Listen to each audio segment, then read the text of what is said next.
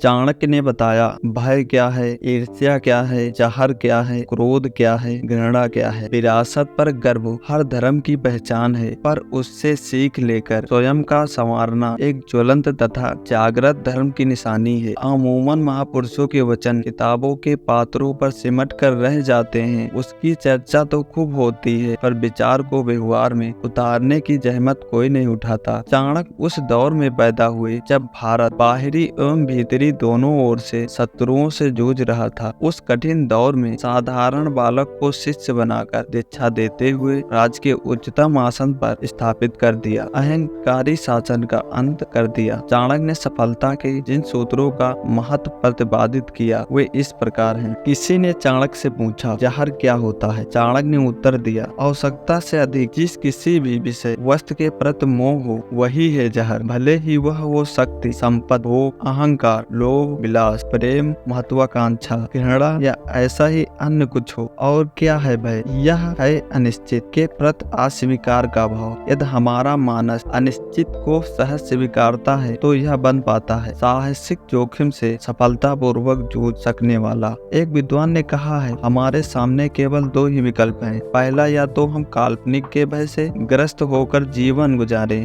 या उसका बहादुरी से सामना करते हुए जीवन बिताएं। ईर्ष्या क्या है? दूसरों की अच्छाई को अस्वीकार करना। यदि हम अच्छाई को स्वीकार करते हैं तो यह एक प्रेरणा में परिवर्तित हो जाती है। यदि ईश्वर तुम्हें कठिनाई की खाई में ढकेलता है तब केवल दो ही स्थिति उभरती हैं। पहली तो यह है कि जब तुम गिरने लगो तो वहाँ तुम्हें संभाल लेगा, या फिर ऐसा न कर पाने की दशा में कैसे उड़ सके वह कला तुम्हें सिखा देगा। क्रोध क्या है? उन चीजों को अस्वीकार करना जो हमारे बस में नहीं, इसे स्वीकार करना सहिष्णुता की सीमा में आता है। लोग जीवन प्रयत्न हमें पागल बना देने का प्रयास करेंगे, अनादर करेंगे और दुर्व्यवहार करेंगे। उन्हें ईश्वर को संभालने दीजिए, क्योंकि उनके प्रति दुर्भावना आपके हृदय को भी खंड खंड कर देगी। घृणा क्या है? किसी व्यक्ति को जैसा है वैसा ही स्वीकार करना। यदि हम आदमी को बिना किसी शर्त के स्वीकार कर पाते हैं तो वह प्रेम में परिवर्तित हो जाता है। यह हमारी स्वीकार करने